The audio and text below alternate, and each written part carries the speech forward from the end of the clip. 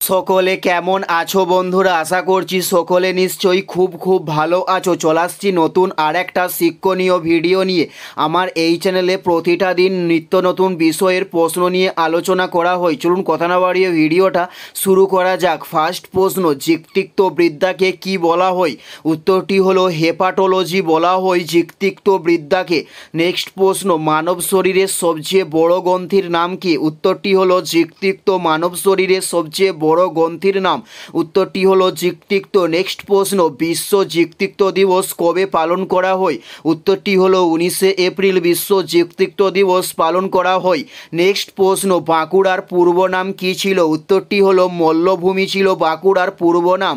উত্তরটি হলো মল্লভূমি ছিল বাঁকুড়ার পূর্ব নাম।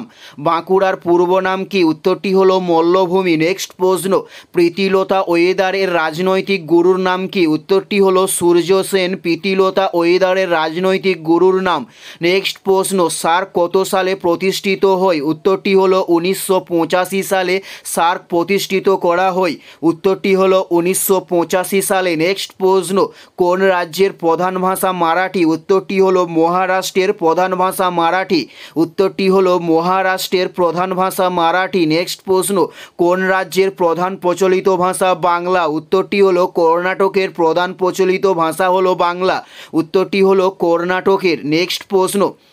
নেক্সট প্রশ্ন হলো ফরেস্ট ইনস্টিটিউট কোথায় অবস্থিত? উত্তরটি হলো দেরাদুনে ফরেস্ট ইনস্টিটিউটটি অবস্থিত হয়েছে। উত্তরটি হলো দেরাদুনে। নেক্সট প্রশ্ন, ন্যাশনাল লাইব্রেরি কোথায় অবস্থিত? উত্তরটি হলো কলকাতায় ন্যাশনাল লাইব্রেরিটি অবস্থিত হয়েছে। উত্তরটি হলো কলকাতায় ন্যাশনাল লাইব্রেরিটি অবস্থিত হয়েছে। এটাই ছিল এই ভিডিওর লাস্ট প্রশ্ন।